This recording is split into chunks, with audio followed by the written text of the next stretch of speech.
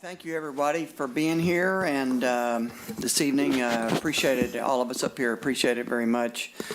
I'll go ahead and call this meeting to order on April 26th, 2022, and ask our city clerk to please call roll.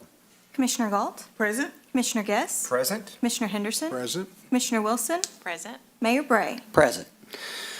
And Commissioner Wilson is going to do the invocation. We'll remain standing for the Pledge of Allegiance. Please pray with me. Dear Heavenly Father, thank you on behalf of all of us who are gathered here today for the many blessings that we have. Thank you for the beautiful weather that we've been able to enjoy today in our community.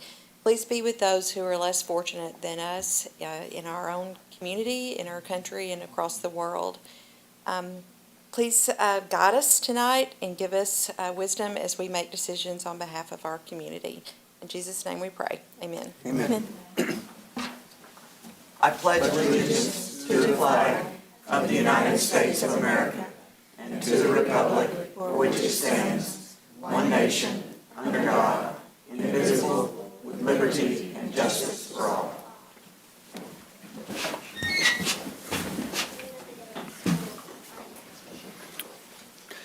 City Manager, are there any additions or deletions to the agenda? Mayor, none this evening. Okay. All right, we're going to kick off tonight with a new employee introduction, and so we'll ask Nick Hutchinson, our Director of Planning, up.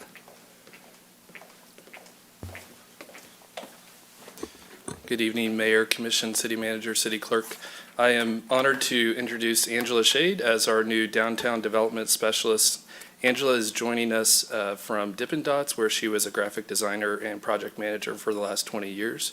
Prior to that, she was with Schrader, working with AQS. So she has a pretty wide depth of knowledge and experience that she's going to add value to downtown Paducah and our Main Street program. So looking forward to getting her on board and getting things kicked off. She has already hit the ground running, started working on signage for parking downtown, so you'll start to see these throughout downtown, both on the street and at merchants. So really excited to have her on board. She's a Paducah native and has a lot of passion and creativity that will be of value for downtown. Well, that's awesome. Welcome aboard, and our downtown merchants and everything that we're doing downtown obviously is a big part of our past and a huge part of our long-term strategy. So we wish you good luck and take care of those merchants. Welcome aboard. It's great to have you. Welcome.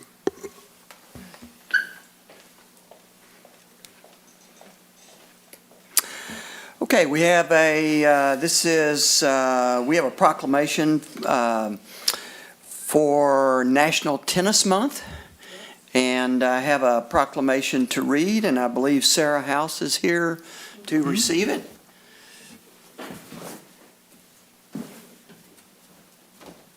This is a lot of pomp and circumstance that we have to go through. So, whereas on May 21st, 1881, the USTA, originally known as the United States National Lawn Tennis Association, was founded in New York City, New York, to create rules and standards for the emerging game of lawn tennis. And whereas the Paducah Tennis Association is the nominative governing body for tennis in McCracken County, and leads the promotion and growth of the sport at every level of play. And whereas the Paducah Tennis Association proudly partners with local tennis programs to showcase the important health, social, and educational benefits of tennis and make the sport available to everyone, regardless of age, environment, condition, or ability. And whereas the latest research by the Physical Activity Council shows that more than 21.6 million Americans played tennis in 2020, an unprecedented 22% increase in participation over 2019, and the highest number of players since the PAC study began in 2007. And whereas by increasing the accessibility of tennis for citizens of Paducah of all ages and ability, the PTA has contributed to making our community happier and healthier.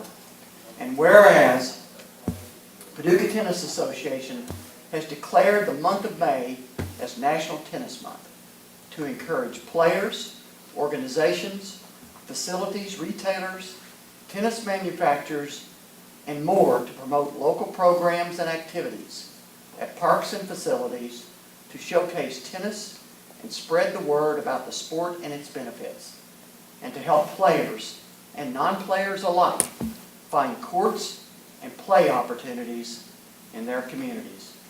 Now therefore, I, George Bray, Mayor of Paducah, proclaim May 2022 as National Tennis Month, and hereby urge the citizens of Paducah and McCracken County to become aware of and support National Tennis Month.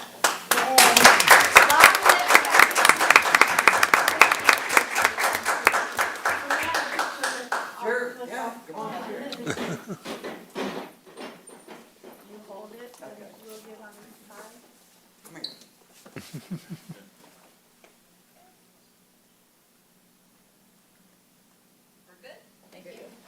Thank you all for being here, appreciate it, nice to meet you. Come back and see me, okay?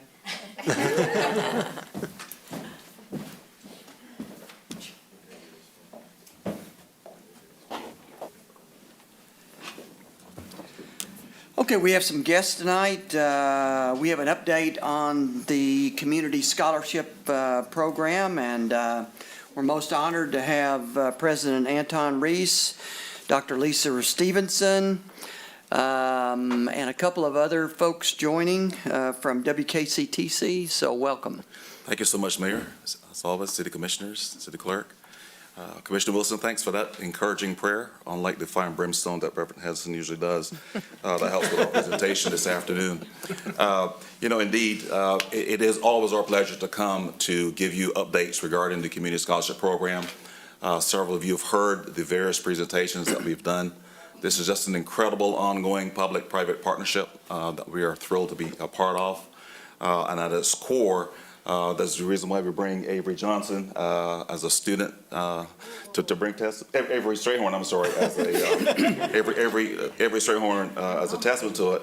And as you can see, the height requirement continues to go up with me at 6'2". But three core tenets within that program is the high school graduation rate, and we have that data to bear that out. The college going rate, which is equally important. But third, and as important, is also the intentionality behind career placement. And so for students to either go directly to work and or to transfer to great institutions like Murray State is really the hallmarks associated with this program. So this afternoon, I want to bring Lisa up to just kind of update you then in terms of the efforts that they have ongoing and the number of students served. And then we'll get some testimony from Avery Strayhorn. Thank you. So I want to introduce my partner in crime. A lot of times I'm known as Mama Lisa, and this is Big Brother. But this year we've sort of changed roles, and I'm like the mean mama, and he is the nice big brother.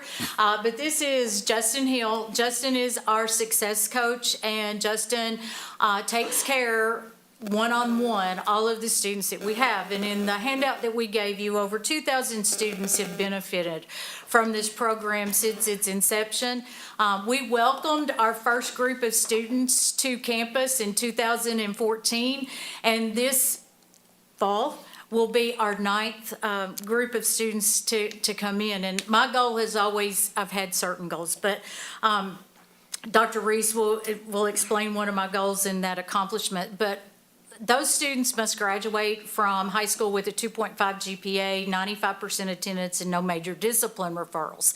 This is a gap-funded scholarship, so they must also complete the FAFSA. But our motto is once a CSP student, always a CSP student. And we're not going to start working with a student as an 8th grader or a freshman, and as they progress, something happen, or they come to us and something happen, and they're no longer eligible for this program, because that may be the student that really needs that help. So Coach Hill and I were very happy at West Kentucky Launch, the chamber initiative to expose 8th graders to the careers in McCracken County to actually see 3 of our alumni there. One working, a female welder who finished the program at West Kentucky. Another young man working for Ingram Barge and continuing his education in logistics at Murray State University. And then the other tall gentleman that you saw a couple of years ago, Dylan Howard, who is now teaching 8th grade at Paducah Middle School. But I'm going to also remind you that you've hired 2 of our alumni to be in your police force. So we're very happy with that. And as Justin and I talked about who could we get to come tonight, we started looking at that list. We have people working at the Merriman House. We have people that are in all types of healthcare. And then I was talking, we have teachers. And then we have 2 people that are selling insurance now. So they're staying here in this county and going to work and being productive citizens. So we brought Avery with us tonight for several reasons. One, he's always been one of our favorites, and Coach Hill has been his basketball coach at West Kentucky. So we want Avery to share a few remarks. So Avery, it's yours now. Hello. Hey, Avery. My name is Avery Strayhorn, like she said. I want to thank Dr. Reese, Ms. Lisa, Coach Hill for everything they do. They know on the basketball court, I'm not as nervous as I am right now. Well, I remember a couple months before high school graduation, I had no idea what I was going to do. I didn't know what college I was going to, didn't know what I was going to study, didn't know anything for real. And Miss Lisa and Coach Hill, they used to come to Paducah Tillman every week to talk about the community scholarship program and tell us everything that WKCTC had to offer and made us make resumes and all kind of stuff like that. And basically just getting us ready for that college transition. And now that I'm graduating next Saturday, actually, to continue my education over at Murray State, studying architectural engineering, I am very thankful that I stayed in my hometown and got to be a part of the community scholarship program and was a part of WKCTC. Not only did this program connect me with some of the most influential people and mentors that I will always look up to, but it also introduced me to some of the my closest friends. And again, thank you, Dr. Reese, Miss Lisa, and Coach Hill for giving me this opportunity to further my education. Thank you. Thank you so much. Thank you. Wow, for being nervous, that was pretty good, everybody. That was pretty good. Reduce. And so the handout that you do have in front of you, I would bring your attention to the flip side where you see the charts, which we again had the opportunity to share certainly at the chamber, showcasing ultimately when we talk about the return on investment. As I always say, pay attention to the gold that represents the CSP cohort, and as you see how we compare with the colleges and universities across the Commonwealth of Kentucky. When you put in context the national average completion rates, both graduation and retention, which tends to be in the 30s now, you can see where the CSP program, that ROI is really having that inevitable impact. So we absolutely thank you all for the ongoing support of this incredible program, and certainly look forward to ongoing opportunities to showcase incredible students and staff around this CSP program. And with that, we will pause to see if there are any questions or testimonies. So this last slide was my goal. I wanted to beat UK's graduation rate. Okay, that's what I wanted to do. Recognition. Mission accomplished. Yes. Well, I'll just say, I'll just make a comment. I think this is a cornerstone program for the community. I think it sets us apart from other communities. It's an investment in our youth to make sure that people can afford a college education, and anybody that wants one and wants to work and will put the effort in can get one. And so I think it's it's a very important program for our community. Thank you so much, Mayor. Appreciate it. Thank you all. Okay. Well, Thank you. Dr. Reese, I want to say thank you to you and your team for hosting Michelle and I a couple weeks ago. Really enjoyed the tour and getting some of the background on the history of this. And Avery, I'll tell you, if you're looking for an internship, call me up. We're always looking for bright young people to come be part of our team. So, Sounds good. all right. All right. Thank you. Thank you, guys.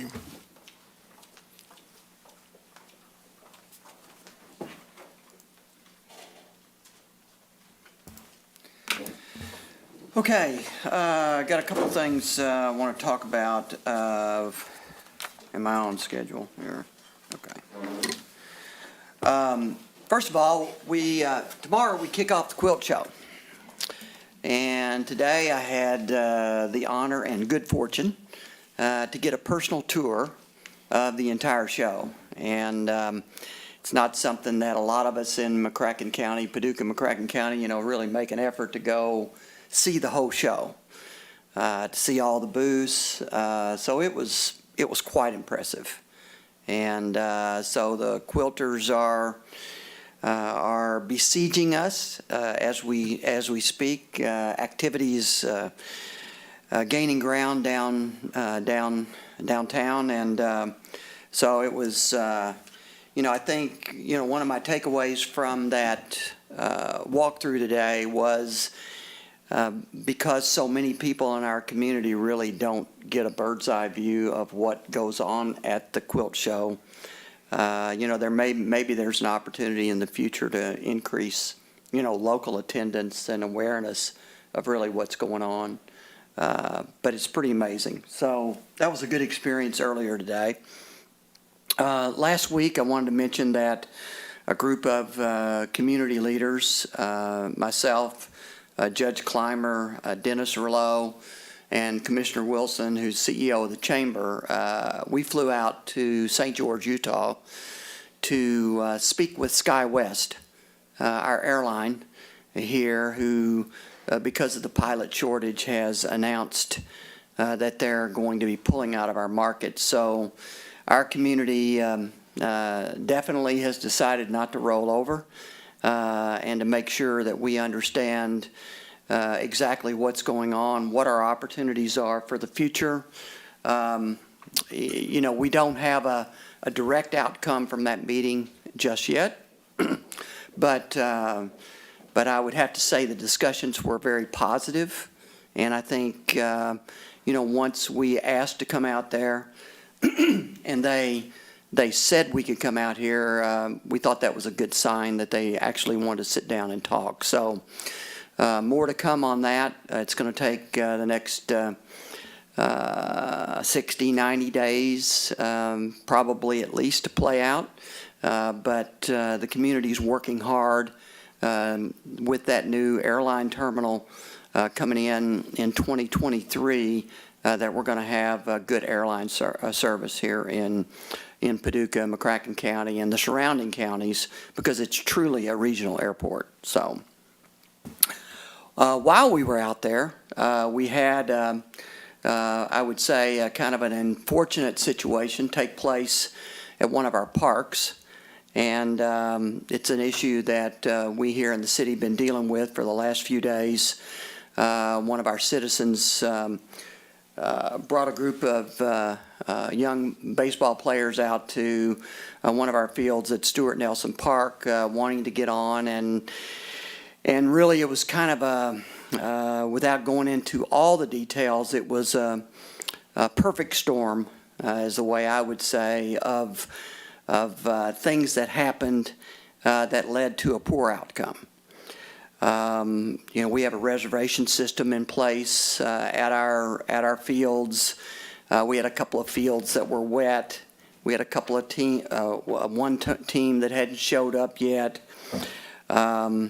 We are in the process of transitioning with our sort of the approach that we take to working through our park rangers.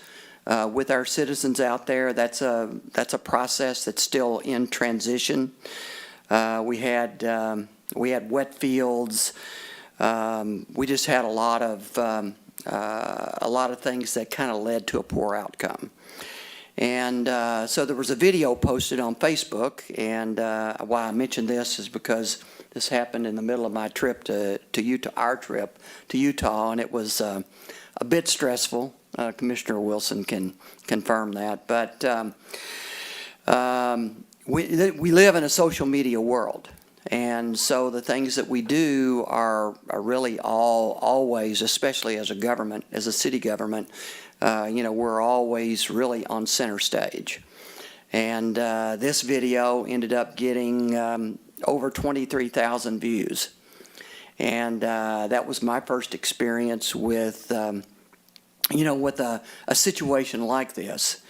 So the city decided to, our team decided to pull our heads together, figure out what was going on. We had an internal meeting yesterday. And today we met with the young man that the incident occurred with, along with a group of community advocates. And some of the outcomes, from the meeting today, I mean, I think there was a lot of listening that went on. We certainly, understood some of our shortcomings, where we could improve.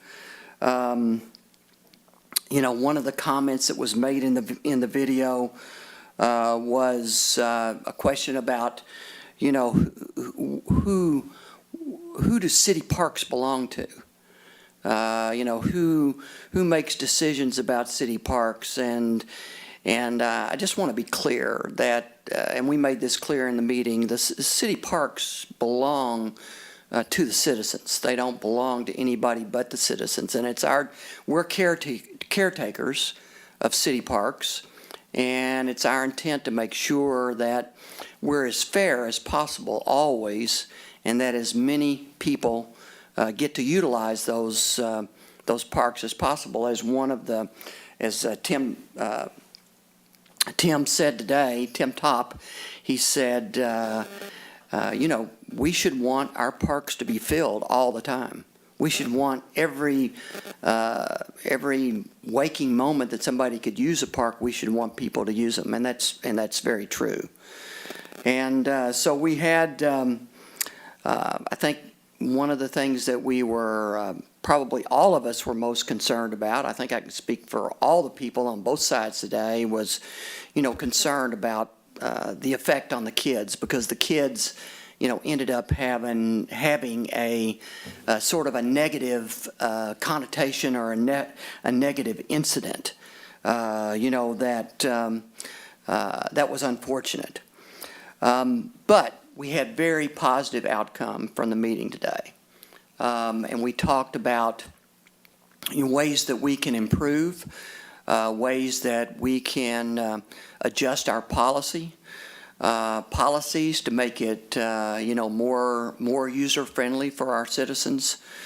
We also talked about, really, I was most encouraged about a discussion about possible programs for kids, because I think what we identified was that there was a need for more programs for kids, particularly kids that may not have the opportunity to play on a travel team. So I think that in the future we're going to be sitting down and talking about possibilities. It definitely takes leadership to do something like that, but I believe that the people that were there today are interested in improving and helping us improve going forward. We have already made some changes in our policies, and I don't want to necessarily go over all those and detail them. I think we're in the process of we've implemented some of them. We're going to implement some more. I think one of the things that we really are going to need to do is communicate the changes in those policies so that people understand what the policies are. And one of the areas that we need to improve in is the signage that's actually out there. When a field is reserved, make sure when somebody walks up, they know whether or not it's reserved or not, so that they can they can react to that and act accordingly. We also talked about taking one of the fields and make it first come, first serve all the time. Now, I don't think we made a final decision on how to implement that and how that might work, but it was an idea that we were willing to discuss and talk about, so there's more work to be done. But I just want to kind of close the loop on the incident to say that it was unfortunate that it happened the way it did. Like I said, it was kind of a perfect storm, but the city team reacted to what happened, scheduled a meeting. I see Corbin's here today. Corbin was involved in the meeting, and I was very pleased with the outcome. Amy Clark, our Director of Parks, is here. She was in the meeting. Darren Jordan, our City Manager. Anything to add, Darren? No, Mayor, I think you encapsulated it pretty well. One thing that, I think again, and as you mentioned, one thing that's really important is that communication piece. And, Corbin, really brought that in his conversation with us today and made that, in which also solidified some of the conversation that we were having yesterday in the meeting, that we were moving in the right track and being proactive going forward on how we engage in that and those changes. And so I thought that I will say that I believe that because of what had happened and how unfortunate it was, it did give us an opportunity to reassess, to dialogue. And I'll give credit to Amy and her team that took that opportunity, is taking that opportunity to look at policies and procedures and how can we be better today than we were yesterday, and how can we be better tomorrow than we are today. And so very appreciative of the opportunity to have that dialogue and to continue that dialogue. And so again, as unfortunate and saddened we are by the incident, I did think that there's some positives that came out of it. Yeah. Any questions from the commissioners? Any thoughts? Well, I would just say that I guess a part of growth and progress brings about unfortunate circumstances. And these were some unfortunate circumstances. But whenever unfortunate circumstances occur, it's always a good thing when it ends in something positive, and particularly when it ends in something positive for our kids. And so, Mayor, I just want to commend you and City Manager and, of course, our Parks Director for being proactive, for not sitting back, not getting defensive, not planning what we're going to say and what we're going to do, but actually taking the time to listen. And from that, we have some things happening for our kids that were not happening before. So it's unfortunate that it happened, but when we look at the end result, we've got something good from it. Yeah, thank you. So, anybody else? We all good? Okay. All right, so from there, we'll move on to the consent agenda. Items on the consent agenda are considered to be routine by the Board of Commissioners and will be enacted by one motion and one vote. There will be no separate discussion of these items unless a board member so requests, in which event the item will be removed from the consent agenda and considered separately. The city clerk will read the items recommended for approval. Any commissioner like an item removed for separate discussion? So, I do have a question. Yeah. I don't want to pull it. The contract for PJC, for this community scholarship, that is for 2022. That is our current fiscal year. That's right. I just wanted to confirm that. Yeah, that gets paid out at this time of year, but it is for the current fiscal year. Okay, thank you. okay, so I'll ask the city clerk, please read the items recommended for approval. Approve minutes for the April 12, 2022 Paducah Board of Commissioners meeting. Receive and file documents, personnel actions, a municipal order authorizing the mayor to execute a contract with the Paducah Junior College Incorporated in the amount of $75,000 for the Community Scholarship Program. A municipal order authorizing the purchase of dumpsters, lids, and replacement parts in an amount not to exceed $130,000 for the FY 2022 for utilization by commercial businesses within the city of Paducah. So moved. Second. Call roll. Commissioner Galt? Aye. Commissioner Guess? Aye. Commissioner Henderson? Aye. Commissioner Wilson? Aye. Mayor Bray? Aye. Okay, so now I would like the city clerk to read a motion. We're going to need to move one of the items on the agenda, so if you'd go ahead and read the motion.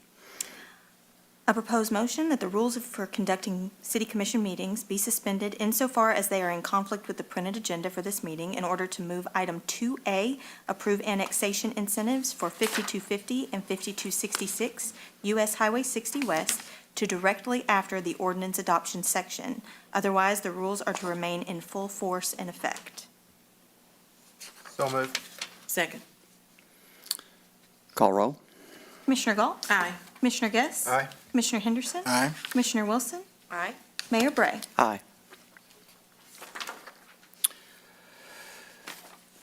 Okay, so we have some ordinances to adopt this evening.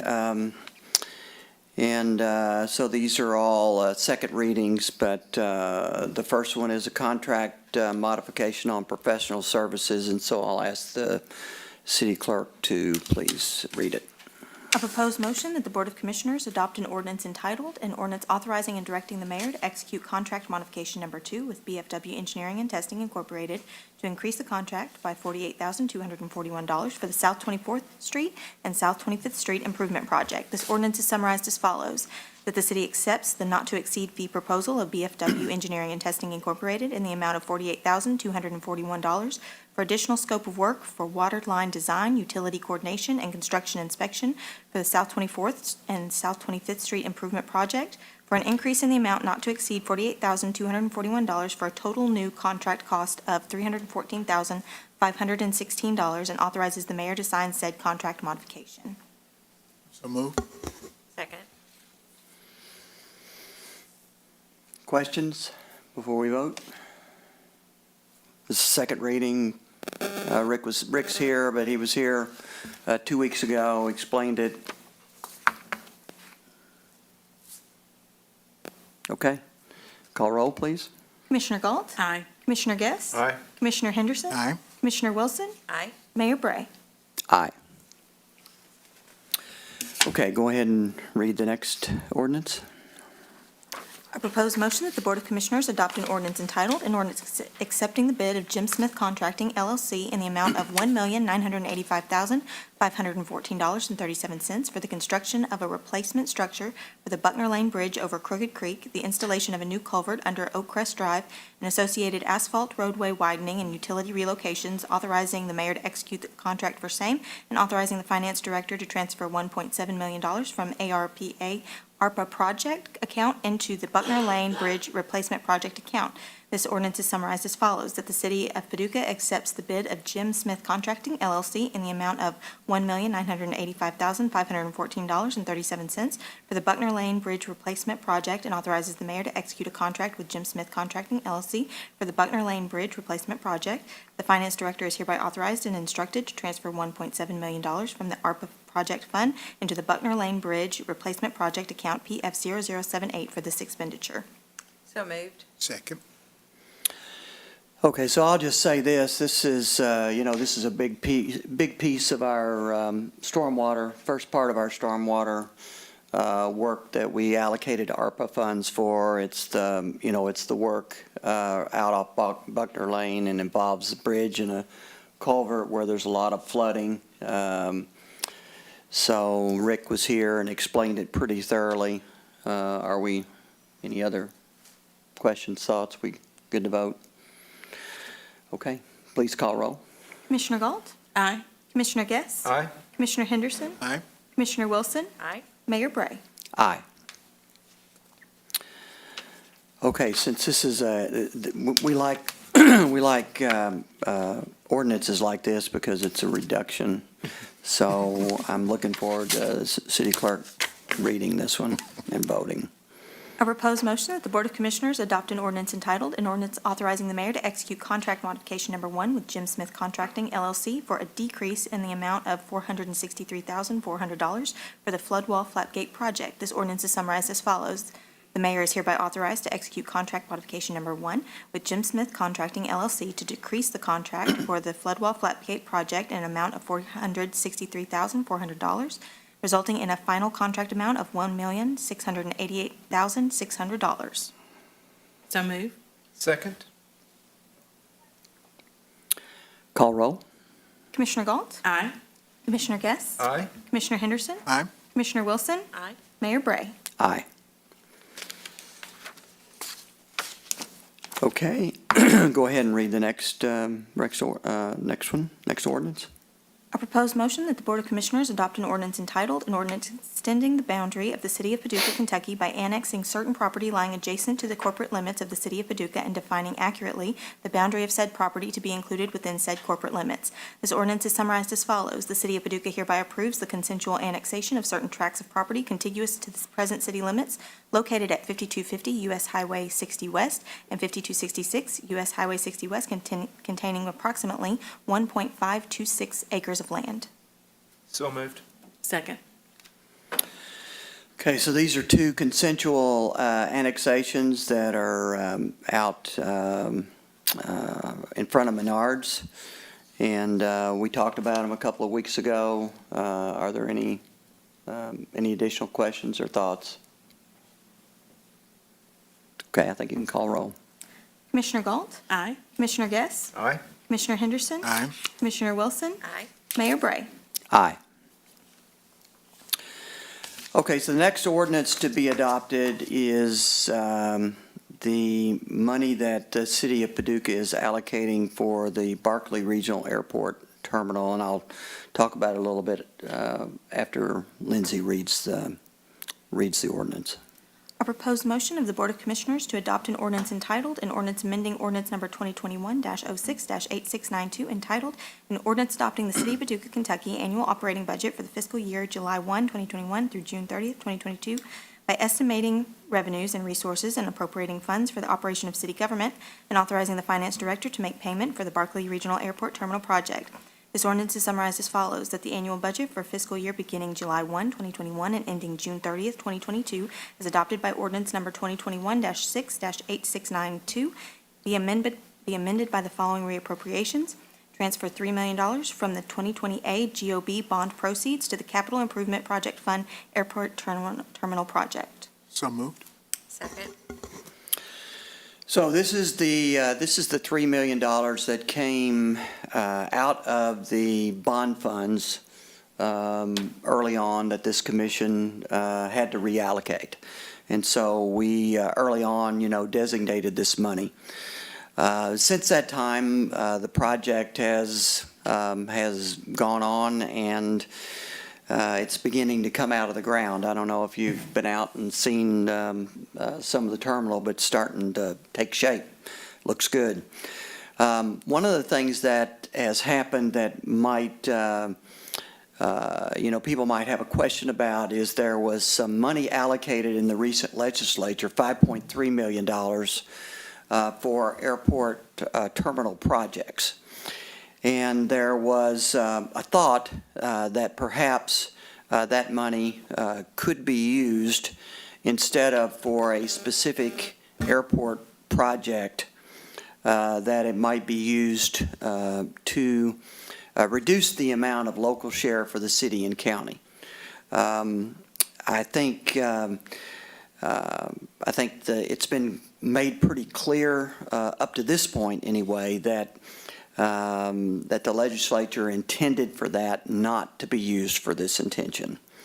But one of the things I wanted to make sure was that, and I think Darren and I had a conversation about this, and that is that if there were to be some change at some point in time, that could be used, we would discover down the road that we could, we would be able to reverse this process somehow. That is correct, Mayor. Okay. So, any questions, thoughts? Okay. Call roll, please. Commissioner Galt? Aye. Commissioner Guess? Aye. Commissioner Henderson? Aye.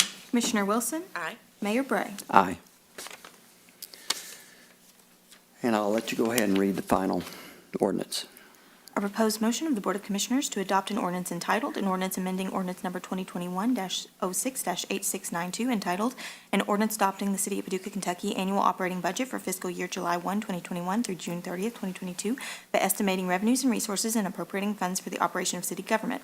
This ordinance is summarized as follows, that the annual budget for the fiscal year beginning July 1, 2021 and ending June 30th, 2022, as adopted by ordinance number 2021-06-8692, be amended by the following reappropriations. Transfer $600,000 from fund balance reserves to the city improvement project. So moved. Second. Mayor Commission, as we discussed previously, this allows us to proceed in getting additional seed money into that fund. You may recall this current fiscal year, the commission adopted a budget that put $200,000 into that fund. We have roughly $6 to $8 million worth of projects that have been deferred over the course of decades. And so we're trying to get this fund built up to where, similar to what's taken a couple decades in the fleet fund, to have enough money to be able to address those deferred maintenance needs and major capital improvements in the facilities fund. And by taking from the reserves that we have, and 600, that'll get us to 800,000 in this current fiscal year, with planned monies possibly potentially coming out of ARPA for a couple $100,000 to get us closer to that $1 million, and then we would continue year on in the future, bringing your recommendation to continue to add money to that fund as we go forward.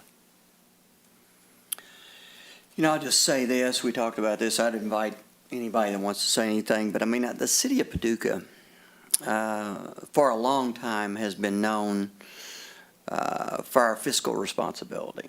The way we manage, the funds that we get from taxpayers, the way we spend it.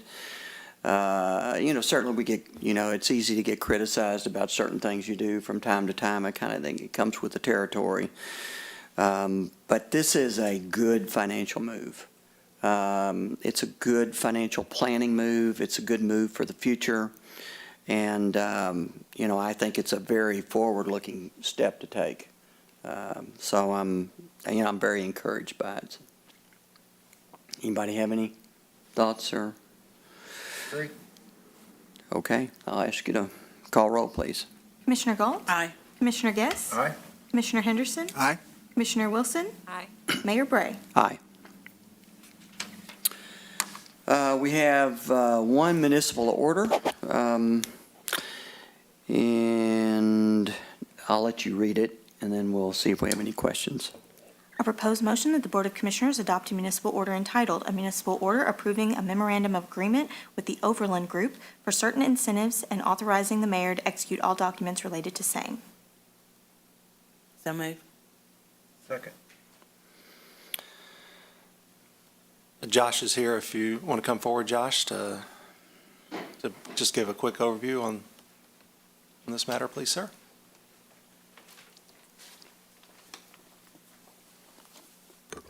Good evening, Mayor, Commissioners, City Manager. Tonight, we are looking at our very first annexation incentives that has worked out for Taco John's and Sonic next to Banterra Bank. They are utilizing the Paducah real estate property tax reimbursement for 5 years and the sanitation pickup for 1 year. And these will expire in 2027 for the real estate reimbursement. Chris Sharber and his team will be monitoring the amount that they spend every month. Unless they exceed $10,000, then that amount will appear on the next water bill. But if not, then they're good for a year then. We are excited to welcome them into the city. They didn't hesitate. They jumped on the incentives. So I'm very grateful to this body for passing those incentives. They was very pleased to hear about it. Questions? Thank you, Josh. Thank you, Josh. Thank you all. Okay, call roll. Commissioner Galt? Aye. Commissioner Guess? Aye. Commissioner Henderson? Aye. Commissioner Wilson? Aye. Mayor Bray? Aye. Okay, moving right along.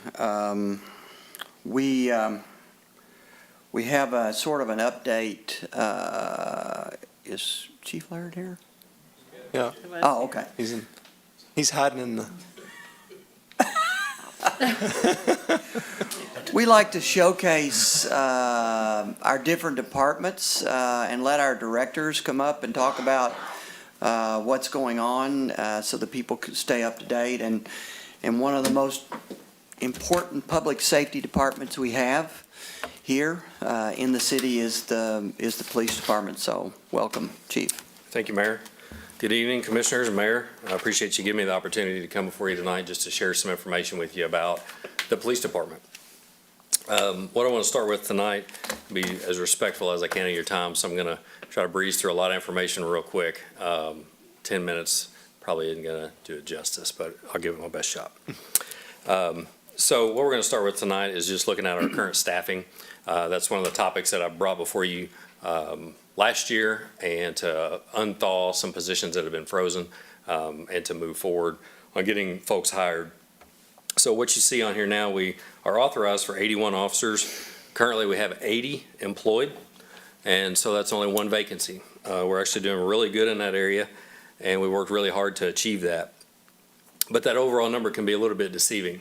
So what you see below that is some of it may sound like we've got 80, but we don't have 80 people out every day available to us. So 5 of them are at the police academy, and 3 that just graduated that 20-week academy. Those 3 are starting our 16-week field training program this week.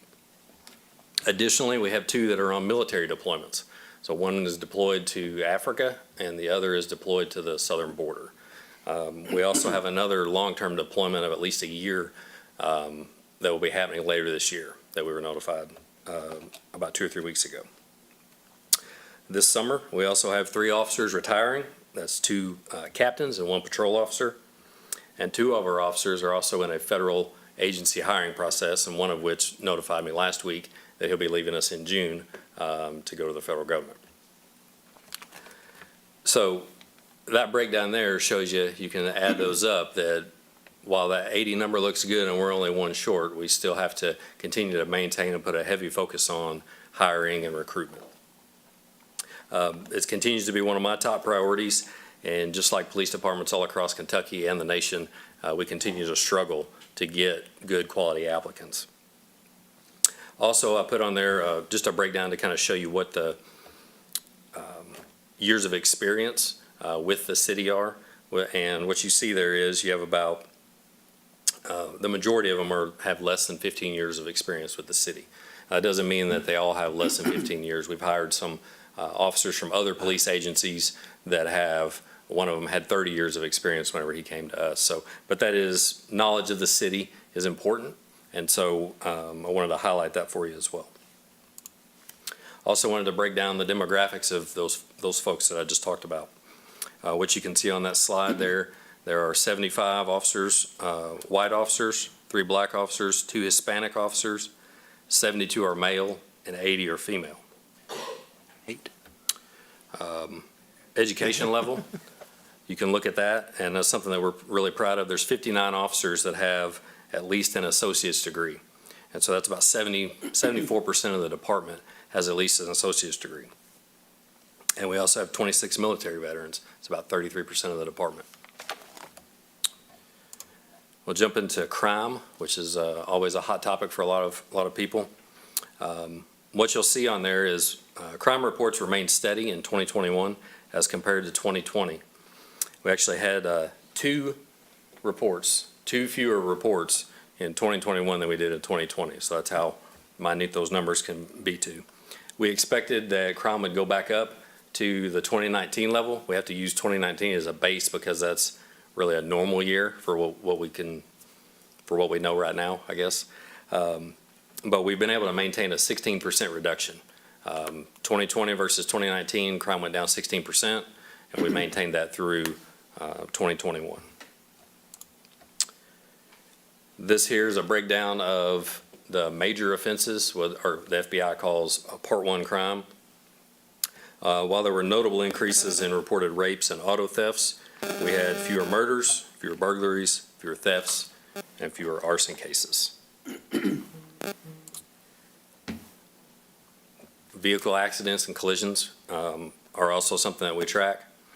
Again, just like we did with the crime, we compared that to 2019. As you can see, in 2021, we had an increase. That's about a 9% increase compared to 2020. This was not surprising given the amount of road usage that went up from when things were locked down in 2020. Can I ask a quick question? Yes, sir. Would you have a breakdown on those accidents where their vehicle registrations are from? Is that available data? It could probably be extracted. I can tell you that there's a large percentage of folks that have car crashes in the city of Paducah that do not reside in Paducah or Yeah, that's what I'm kind of curious about, you know. Yeah, it's a large percentage. Okay. So overall, we still maintained lower numbers than we did in 2019 by about 8% from those pre-COVID levels. This slide here breaks down what we determine as kind of the cause of the collision. The most common ones there are angle, which is basically one car turns in front of another one and they kind of run together. And then the other one are rear end collisions. And this probably won't surprise you, but the most common contributing factor to all of these is inattention, which is why you see those rear end collisions are so high. It's because people are not paying attention. They have a lot of distractions in their cars and what's going on around them. This next slide talks about our use of force, and I think it's really important to share that information out. So when I talk about these numbers, we require additional documentation anytime an officer uses force that's above just normal handcuffing procedures. And so that's if they point a firearm at somebody or they have to wrestle them to the ground, if a taser's used, anything like that. So this past year, we responded to almost 46,000 calls for service. Of those, there were 54 incidents that involved the use of force that met that criteria. 18 of the 54, as you can see on there, involved somebody who was under the influence of alcohol or drugs and or experiencing a mental health issue.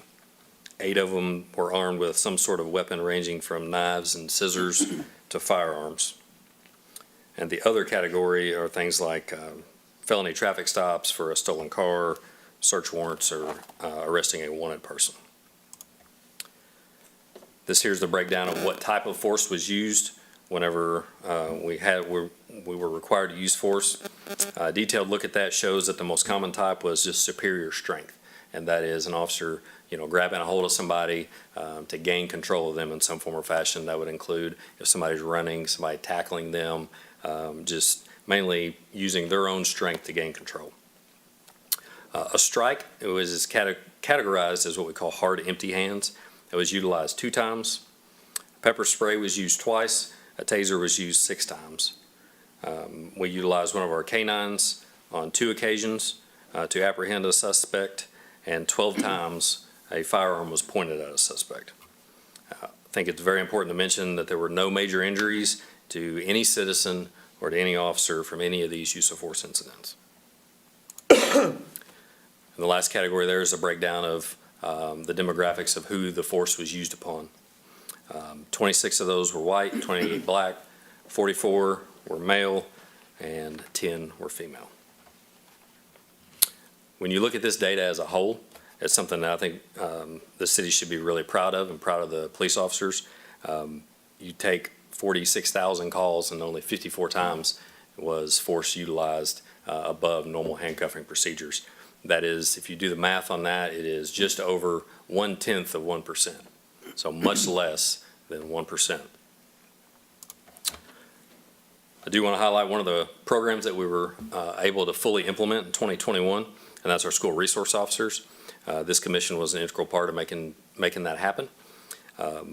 It's the first time, this past August was the first time and we ever had 3 full-time police officers within the city school system. This was achieved through our partnership with Paducah Public Schools, as well as the federal grant funding from the Office of Community Oriented Policing Services, which is what we call a COPS grant. As you can see from the photos, they were working really hard all throughout this past year to establish good relationships with the children. The picture there on the left is their first day of school. Two of them look really excited, one of them doesn't.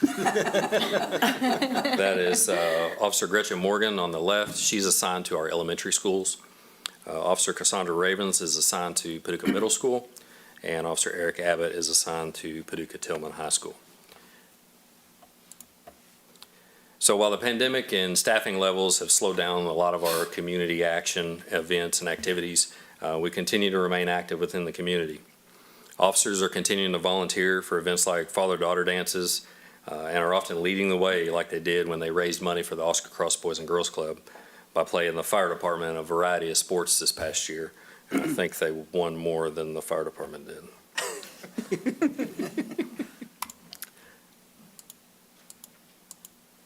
Lindsay, can you move me forward? I'm clicking, but it ain't going. Thank you.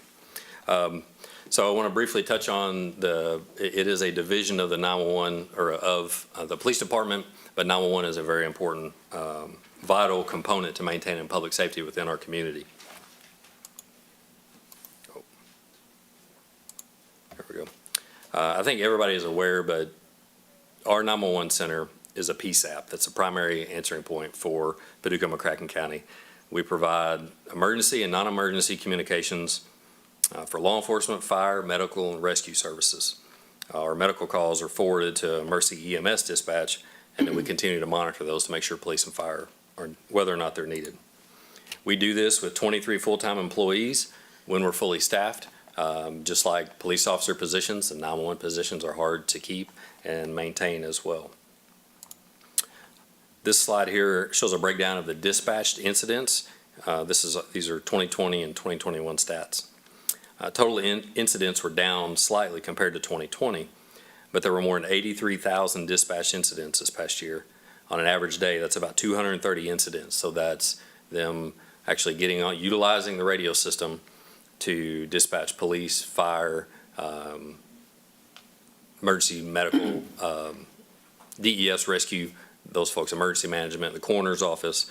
So it's 230 a day on average. Next is the number of phone calls that come into the center. And as you can see by looking at those numbers, that phone rings quite a bit.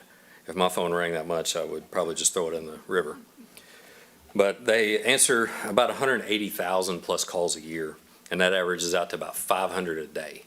So that phone's ringing on top of them having to dispatch those 240 incidents. So it's very, very busy.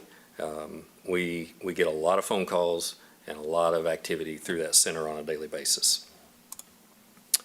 And lastly, I would not be doing my job if I didn't remind the commission that there is a radio system that is failing and needs to be replaced. Now, I know that this commission is working hard to help facilitate that, but it is, I think, an extremely dire situation that requires us to be expedient with making that decision to get all that replaced. So I'd be more than happy to entertain any questions if anybody had any, or go backwards on any slides if you'd like to see them again. I went kind of quick, so. I'll let Commissioner Galt respond to the 911 and bring us all up to date on that. Well, we've been meeting every other Monday since February. And both Chief Laird and Chief Kyle are front row center to remind us and answer any questions, but to remind us we need to keep the ball rolling. We have been, we've covered a lot of ground. Would you agree? We've covered a lot of ground, and we're to the point where we think that we're ready to contract with federal engineering, which, if you all will recall, who did the services and the previous reports from 4 years ago, 2016, I believe. 2016 It'd be was 6 years ago. Sorry. I feel like it started to. But I think we're to the point where we would like to do an RFP with them, and I think it's broken down into three parts. When I talked to you about that quickly yesterday, Mayor, it looks like it'll cost between $50,000 and $60,000. That's something that we would share with the county. And you want to talk a little bit about what that would entail? It's just not the creation of an RFP. It's several different things. So we felt like in the committee, I think, if I speak wrong about what the committee had discussed, please jump in there, but they felt like that we really need to know an exact dollar figure. So we've been talking about this $8 to $12 to $14 million range. Well, that's a big range. And the only way we will ever get true solid numbers is to put it out for bid and get good competitive quotes back. So in my discussions with federal engineering, we believe we will have at least 3 different vendors submit proposals back for that. So competition within that market hopefully will drive that price down. What Commissioner Galt was referencing with this contract with federal engineering would be for them to prepare that RFP. They know what we need more than what we do. They've already prepared all that. It's in that report, so a lot of that work has been completed. The second part of that would be the evaluation of the proposals that come back into us. So we can look through a 180-page report and a proposal, but do we know that everything that we need is in there? So they would do that evaluation. And the third component to that is then contract negotiations with whatever vendor was selected. And so they have a track record of being able to save even more money for us by negotiating with and looking at those contracts prior to us just spending the money. And everyone on the committee has had people approach them or ask them if they've considered something other than a FirstNet, or if we've considered KSP. There have been lots of different things that people have asked us just out in the community, and we felt like the best way to flesh all that out would be through an RFP, because dealing with the Kentucky State Police is a completely different scenario than maybe dealing with Motorola. It may have to be a partnership between the two, and the only way that we would know all of that is through an RFP process. None of us are technically savvy enough on that committee to understand it all in great detail. I mean, it takes a certain level of expertise. So that's kind of the thought process behind it. Yeah, so the hard part of this, of course, is the funding. Correct. That we're talking about and trying to come to a decision. And, that's never easy. But I think the committee's done, great work up to this point. But I do agree with the assessment that we need to go on and get the numbers in. But at the same time, we've got to continue the discussions about the funding and how we're going to pay for it, because we've got a system that's in dire need, and the committee is charged with bringing us a decision. And the committee has also discussed funding in great detail and has brought in Stacy Blankenship, as you know, to talk about what we can do and what we can't do legally and what other communities have done. But I want to remind you all that not only is it capital cost, we also need to discuss operational cost. And sometimes I think that gets lost because we're so focused on what this is going to cost just for this new equipment. We really need to talk about the funding stream for the operational cost as well. Yeah. So, anyway, any questions from commissioners about 911? Thank you, Commissioner Galt, for serving on the committee and keeping us all abreast of everything going on. Chief Laird, just one quick question about community involvement. In our meeting today relative to the Parks Department and the situation that we had rise, it just kind of came up, about sort of, our park rangers and a kind of way they, at times in the past have approached their interactions with, with citizens, and then, sort of it, one of the gentlemen over there talked about, he was friends with a couple of police on the police force, and he got them involved in some community events. And so tying it all together, I think, my takeaway was I really think that time invested is really good. And so I would encourage you and others to, to seek out opportunities for community involvement wherever they might be. He talked about officers getting out of the park and just walking around and shaking hands and making impression on kids and that sort of thing. And that was something that came up today, and I know we've had a conversation with it in the past, and I know there's there's never enough time to do everything, but I think that pays some dividends. Yeah, I agree with you. That's a priority for us, especially now that we're to be able to get out and, we have some opportunities through some grants as well that basketballs and footballs have been provided to us, and those officers have that and have the opportunity to get out and give a brand new basketball or give a brand new football. Dick's Sporting Goods just donated some stuff to us as well to be able to do some of those things. So that has been and continues to be a priority for us. Well, I would say that maybe we look for some baseballs and baseball gloves and bats too, just from that conversation today that was brought forward, Yeah. that there's a segment of our community that don't have resources like that as well.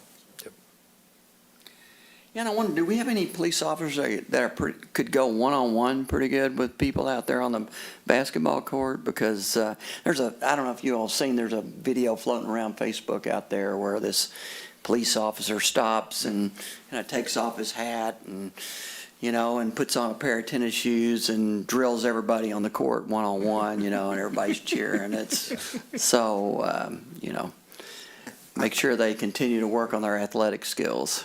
We'll work on it. Mayor, I've got some pictures that I've posted from previous back-to-school blowouts at our church where police officers are out there one-on-one with the kids, doing it up. Now, I don't know if they're still working, they were retired or had to retire or whatever, but there were some out there doing it. They may have to retire after that. Yeah, that's what I'm saying. No, we do that also too at our community fun day that comes up every June. So we're down at Robert Coleman Park and playing on those basketball courts. So yeah, the officers, they seek those opportunities out whenever they can. Yeah. To try to build those relationships. And that's one of the key components and core reasons as to why we felt so important and strongly about getting the school resource officers within the schools. And that's so they can help build those relationships at that earliest level on a daily basis. So it may mean something one time to get out and play basketball with somebody, but if I can have that interaction on a daily basis, 5 days a week at school, I build that relationship a whole lot stronger and a lot faster. Totally agree. Totally agree. Chief, can I go Yes, sir. back, Mayor, just a little bit to your incidents report? Mhm. And we are not to assume that all of those have resulted in a conviction, are we? So like It's on those your reports. part one crimes, those stats, those numbers, how's that tracked? Yeah, those are just reports. Just reports. Just reports. Yeah, and so some of those will never even have a suspect associated with them. So no, those are not convictions. Those are solely things that are reported to us. So if criminal mischief is committed in a park, we'll go and investigate that. We will generate a report for that. I saw some high Good numbers point. on there that Good kind point. of made my eyebrows go up a little bit. That's good. Okay, we all good? All right, thank you so much. Yes, sir. Appreciate Thank it, Chief. Thank you, Chief.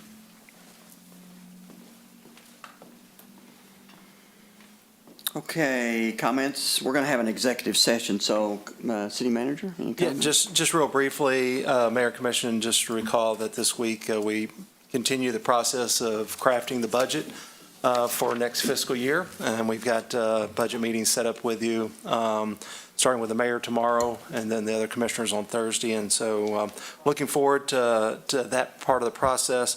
And to the point that we were just speaking regarding the 911, I think it's, for public knowledge, out of our general fund dollars, $1 million has to go to underwrite the loss that we don't recoup or have revenue coming in on that. So we're spending $1 million out of general fund dollars to underwrite those services. And that'll be part of that discussion too. And the county spends a similar Same amount? amount. Yes, sir. So, Yeah. That's all I had, Mayor. okay. Commissioners, comments from anybody? Okay. Then I believe we'll let our city clerk read a motion. A proposed motion of the Board of Commissioners to go into closed session for discussion of matters pertaining to the following topics: issues which might lead to the appointment, dismissal, or disciplining of an employee as permitted by KRS 61.8101F.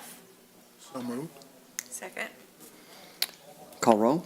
Commissioner Galt? Aye. Commissioner Guest? Aye. Commissioner Henderson? Aye. Commissioner Wilson? Aye. Mayor Bray? Aye.